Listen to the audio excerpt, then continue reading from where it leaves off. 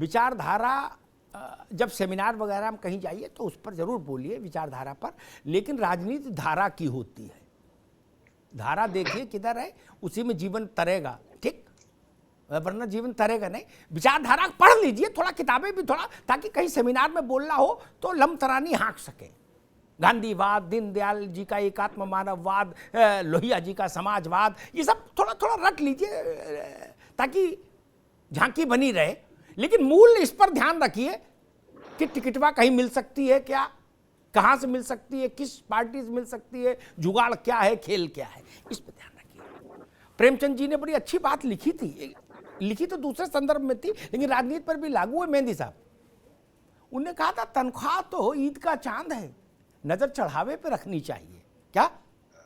तो लोहिया जी, कर्पूरी जी छोड़ो, ये देखो टिकट किधर मिल सकती है, और टिकट नहीं मिले तो पार्टी में कहीं कुल अच्छा पद मिले ताकि फिर हम पदाधिकारी बना पाए, ऐसा कोई पद मिल जाए तो भी दुकान चलती रहती है पदाधिकारी बनाने की। जिसके पास पावर होती है उसके यहां भी जौनपुर की इमरती और सब आता रहता, आगरा का पंची पेठा, बाकी तो फिर कहां किसके पास कुछ रखा भैया।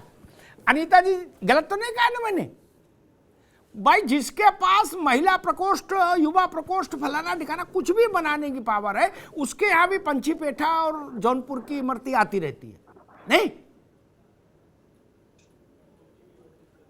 और नहीं तो सूखा पड़ जाता। सियासत का सूखा बहुत बुरा होता है। अनीता जी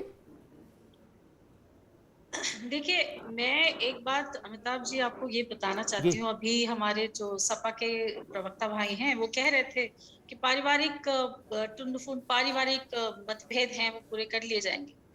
तो ये पारिवारिक मतभेद कब सही होंगे पता नहीं, और बड़ी बड़ी बातों को पारिवारिक मतभेद कह के छोटा बनाना, आखिर समाजवादी पार्टी में ये सब हो क्या रहा है कुछ समझ में नहीं आता है। आपके प्रवक्ता यहाँ बैठकर कहते हैं कि ये छोटी मोटी बात है, पारिवारिक मतभेद है, उसको हम पूरा कर लेंगे। और आपके अध्यक्ष माननीय अखिलेश यादव जी अगर पत्रकार माननीय शिवपाल सिंह जी का नाम भी सिर्फ ले लेता है तो उनका पारा गर्म हो जाता है और वो इस तरह से रिएक्ट करते हैं। और उसके बाद गाहे बगाहे जब देखिए वो ये कहते हैं कि भाजपा में चले जाएं चाचा, और भाजपा क्यों नहीं लेती चाचा को। तो मैं ये कहना चाहती हूँ कि चाचा कहाँ जाएंगे, चाचा क्या करेंगे, अभी भी आप विषय पर नहीं पहुंच पाए, इसके बारे में क्या जरूरत है। वो एक अनुभवी नेता है और बहुत पुराने राजनीतिक है, मंझे हुए राजनीतिक हैं, उनका कदम कौन सा सही होगा उनके लिए वो सोचेंगे। आप अपना बताइए कि आप उनको सपा में रखना चाहते हैं कि नहीं, आप उनके साथ काम करना चाहते हैं नहीं? सपा वाले कह रहे शिवपाल तो है, शिवपाल यादव है ही नहीं पार्टी में, वो कह रहे शिवपाल यादव अलग पार्टी के अध्यक्ष से समाज क्या लेना देना उनका। मुझे यही पूछना है कि आप उनको कहते हैं कि आप उनके साथ चुनाव लड़ेंगे, आप उनको रसीद कटवाएंगे, आप उनको अपने चुनाव प्रचारों की लिस्ट में लाएंगे, आप कहेंगे चाचा हैं उनके घर पहुंच जाएंगे और चुनाव लड़ेंगे, अपनी 111 सीट निकाल लेंगे। अगर चाचा ना रहते तो आप बताइए, आप आकलन करिए, क्या 111 सीटें आ जाती सपा की? वोट बढ़ते ना, कैडर तो एक ही है, तो वोट बढ़ते उनकी कितनी सीटें रहती, आधी सीटें रहती ना। तो वो आ गए वहां पर, उनसे समझौता कर लिया और अब वो भाई शिवपाल जी कह रहे हमने उसे चलना सिखाया और वो हमें रौंदते चला गया। अब इससे बड़ी बात तो नहीं हो सकती। या तो कबीर ने रौंदते का प्रयोग किया या शिवपाल यादव ने, कि माटी कहे कबीर ते तू क्या रौंदे एडमिशन से लेके या शिवपाल हर चीज में योगदान है माननीय शिवपाल सिंह यादव जी का। उनको पाला पोसा माननीय शिवपाल सिंह यादव जी और माननीय सरला भाभी जी ने है। उनके पालने पोसने का कोई मतलब नहीं होता है अनीता जी। ठीक है ठीक है ठीक है, एक मिनट, ठीक है, रुक जाइए, आपके पास आएंगे मेहंदी साहब, आएंगे। एक मिनट रुकिए अनीता जी। ये इस तरह की इमोशनल चीजों का भी राजनीति में कोई स्थान नहीं। बात कड़वी है लेकिन सच्ची है कि किसने पाला, किसने मुंह धोया, किसने नहलाया और किसने कपड़े पे इस्त्री करके कपड़ा पहनाया, ये सब बातों को मतलब नहीं होता सियासत में। एक बड़े नेता हैं, थे, बहुत बड़े नेता थे अपने समय में। अनीता जी सुन लीजिए, पार्टी के नाम नहीं बताऊंगा, है वो एक बहुत तेज भागती हुई बड़ी विशाल पार्टी के आज के दौर के कर्ता धर्ता के पास गए और उनने बात शुरू की 1960 से, क्या कि मेरे घर फलाने आते थे और फिर छत पे हम लोग पानी डाल के छिड़काव करके दरी बिछाते थे, फिर वहाँ खाना होता था। उनने कहा भाई देखो मेरे पास 2 मिनट है आपके लिए, आज की समस्या 2 मिनट में कह सकते हैं तो कहिए, नहीं तो क्या। राजनीति इसका नाम है, इसलिए इस बात का भी ध्यान रखिए, उन कहानियों का कोई मतलब नहीं होता। मोइन पठान साहब, आपको आवाज आ रही? अच्छा, आवाज नहीं आ रही। कौशल कांत जी, ये बात मैंने ठीक कही, राजनीति में इस बात का कोई मतलब नहीं। टिप्पणी करना चाहती हूँ अमिताभ एक जी, अरे अभी आपकी मत दो बात टिप्पणी, बाद में इकट्ठी देना एक टिप्पणी। सोच के, तब तक। कौशल जी,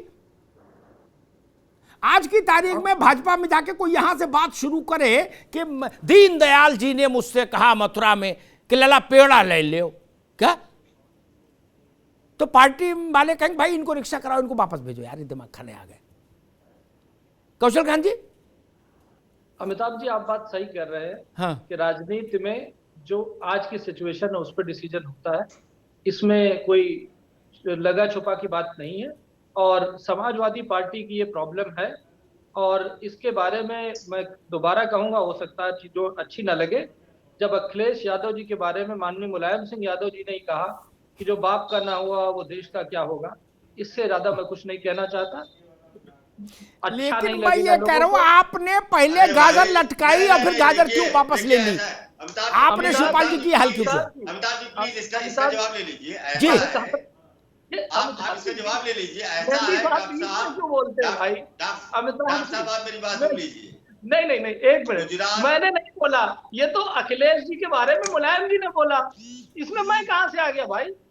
और अभी इनके प्रवक्ता जवाब ले बोलते, लीजिए।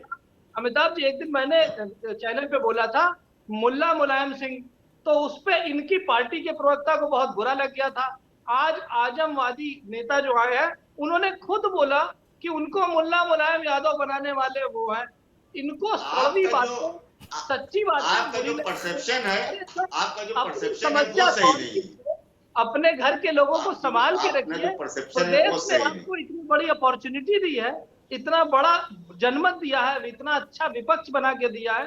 प्रदेश की जनता का सम्मान कीजिए, ठीक, राजनीति से ऊपर उठिए, अपने फायदे से ऊपर उठिए, प्रदेश का ख्याल करिए, इस झगड़े से निपटिए।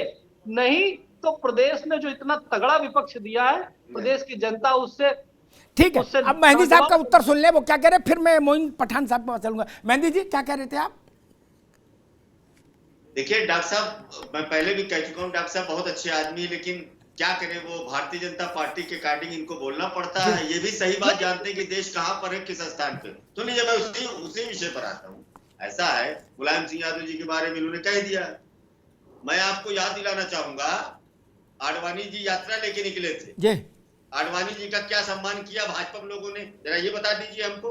आप कहाँ है डॉक्टर साहब, किस चक्कर में है आप?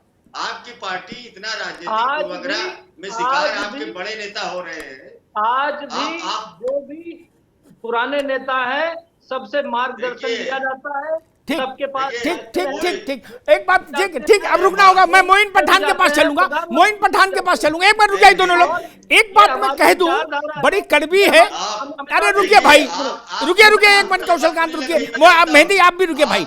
मैं मोइन पठान के पास चलूंगा, लेकिन एक बात सबके संतोष के लिए कह दूं, कोई कह देता है, कोई नहीं कहता। जब नेता बुजुर्ग हो जाए तो उसको खुद समझ लेना चाहिए कि अब हमको राधे राधे कहने का टाइम आ गया। क्या शांति धारण करे, खाट अपनी एक कहीं डाल ले और राधे राधे करे। हर पार्टी में यही हो रहा है यार, इस पर काहे बहस कर रहे हो, समय खराब कर रहे हो? किस पार्टी में नहीं हो रहा है? जब उनको हाशिए पे ले जाया गया तब, अरे सबके, आपके यहां नहीं हाशिए पे ले गए, आपके हाशिए पे नहीं ले गए।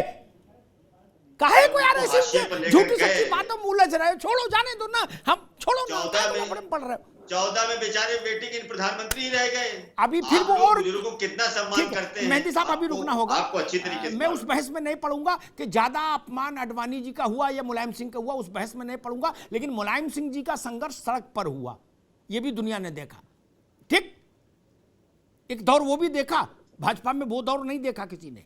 क्या जो हुआ अंदर खाने हुआ, लेकिन मुलायम सिंह जी का जब रस्सा कसी चली तो सड़क पर धैतेरी की हुई थी। भाजपा ने उतना तो संभाल लिया, सड़क पर तो नहीं धैतेरी की हुई। शिवपाल यादव, अमर सिंह, अखिलेश यादव, मुलायम सिंह, रामगोपाल, सड़क पर दाल बटी कि नहीं बटी, सबने देखी कि नहीं देखी? माइक की छीना झपटी धक्का मुक्की हुई कि नहीं हुई? कंटाप पड़ा कि नहीं पड़ा, ये सब तो हुआ ना। ये तो हमने भी देखा, आपने भी देखा, सब दुनिया ने देखा, यूट्यूब पर पड़ा है सटासट कंटाप। छोड़ो, ठीक है, बीजेपी वाले समझदार हैं, उनने पर्दा डालकर चीजें मैनेज कर ली। आपके यहाँ पर्दा नहीं था तो दुनिया ने देख लिया। मोइन पठान साहब, उस वक्त मैं समझना ये चाह रहा था कि पुरानी बातें तो ठीक, अब गाड़ी जिस मोड़ पे आके खड़ी हो गई है, जिस चौराहे पर, उस चौराहे के बाद अगला रास्ता क्या? आजम खान का, अब्दुल्ला आजम का, उनके चाहने वालों का, जो लोग उनको अपना लीडर मानते हैं, उन लोगों का। पठान साहब जी, मैं आपकी बात सुन रहा हूँ। इत्तेफाक ऐसा है कि अनफॉर्चुनेटली नेट की परेशानी है जी, क्या जी, है। कोई आज नहीं। मुझे बहुत ज्यादा आपसे बात करने का बड़ा अरमान और खुशी थी, लेकिन नेट की कमी की वजह से वो बहरहाल नहीं हो पा रही। लेकिन जो मेरे तासुरात हैं वो ये हैं कि हिंदुस्तान का सबसे बड़ा सूबा उत्तर प्रदेश, और उत्तर प्रदेश में समाजवादी पार्टी को जन जन की पार्टी बनाने वाले आजम खान साहब का आज जिस तरह से तिरस्कार किया जा रहा है, अगरचे आजम खान के अलावा मुलायम सिंह यादव जी, राम गोपाल यादव जी या कोई भी यादव बंधु 24 महीने जेल में होता तो आजम खान साहब 48 बार अब तक उनसे मिलकर आ चुके होते, और सड़क का कोई छोर ऐसा नहीं होता जिस पर आंदोलन नहीं किया जा चुका होता। लेकिन अनफॉर्चुनेटली उस शख्स के साथ में कि जिन्होंने समाजवादी पार्टी को बनाया है, बचाया है, इनके परिवार के झगड़ों को निपटाया है। जब जब यादव फैमिलीज पे तनाव आता था तो आजम खान साहब उस तनाव को निपटवाते थे, इनके घर की पंचायतें आजम खान साहब करते थे। लेकिन जब आजम खान साहब पर इस तरह का वक्त आया, ये समाजवादी पार्टी के प्रवक्ता लाल टोपी पहनकर बैठे हुए हैं, लेकिन इनको समाजवाद मालूम ही नहीं होगा कि जयप्रकाश नारायण जी के क्या सिद्धांत थे, राम मनोहर लोहिया जी कौन थे। इनके ही प्रवक्ता, 2 प्रवक्ता भदौरिया, आजन, साजन की पार्टी बनाकर समाजवादी के विशाल जहाज को इन्होंने बर्बाद कर दिया है। समाजवादी पार्टी जो कि जनमानस की पार्टी बन चुकी थी, आजम खान साहब उसके पलड़े में थे, लेकिन अखिलेश यादव जी ने उनकी उस मेहनत को बर्बाद कर दिया। हमने 111 सीटों तक समाजवादी पार्टी को पहुंचाया है। यादव बेल्ट में समाजवादी पार्टी बुरी तरह से हारी, लेकिन एक मुसलमानों का नेता, एक कायद जिसका नाम मोहम्मद आजम खान साहब है, उसके लिए लेश मात्र को समाजवादी पार्टी ने एक जरा सा भी कोई आंदोलन नहीं किया। मोइन पठान साहब, अब आगे क्या? What next? प्रक्रिया में तो आज हैं मोइन भाई, अब आगे क्या? प्रक्रिया से पहले की बताता हूँ, अब आगे क्या? महीने तक जब तक उन्होंने अदालत में सरेंडर नहीं किया था, समाजवादी पार्टी का एक कार्यकर्ता भी सड़क पर उतर कर नहीं आया था। इससे बड़ी क्या हानि हो सकती है हमारे लोगों की? हमने इनको उत्तर प्रदेश की गद्दियां दी, उत्तर प्रदेश का शासन दिया, और जवाब में हमारे नेता साहब सिर्फ एक बार मिलकर आए आजम खान साहब से। पूछिए इनसे लाल टोपी। ठीक, अब आप रुकिए, आप ठहरिए, मैं उत्तर देता हूँ। मेहंदी साहब, आपने आजम खान साहब को नेता मानने वाले, चाहने वाले लोगों का दुख सुना, पीड़ा सुनी, गुस्सा देखा। आप कह रहे हैं, वो कह रहे हैं कि हमने यादव परिवार को उत्तर प्रदेश की खुद मुख्तारी सौंपी, एक बार नहीं कई बार, और जब संकट हमारे नेता पर आया तो सब लोग पीठ करके खड़े हो गए। मूल स्वर ये है। मेहंदी साहब देखिए, ऐसा है अमिताभ जी, आप हमको बीच में डिस्कनेक्ट मत करिएगा। जी जी, मैं एक बात बता दूं आपको, आजम साहब के और आदरणीय नेताजी के कैसे रिश्ते, ये मैं क्या, पूरा उत्तर प्रदेश, पूरा देश जानता है। मामला में तो अमित शाह जी से भी मिल लेते हैं, वजीर आजम साहब से भी मिल लेते हैं, योगी आदित्यनाथ साहब के भी गलबैया करते हैं, नेताजी भी और पुत्र नेताजी भी। आजम खान साहब के लिए क्या मिले एक बार? आप मेरी बात सुन लीजिए।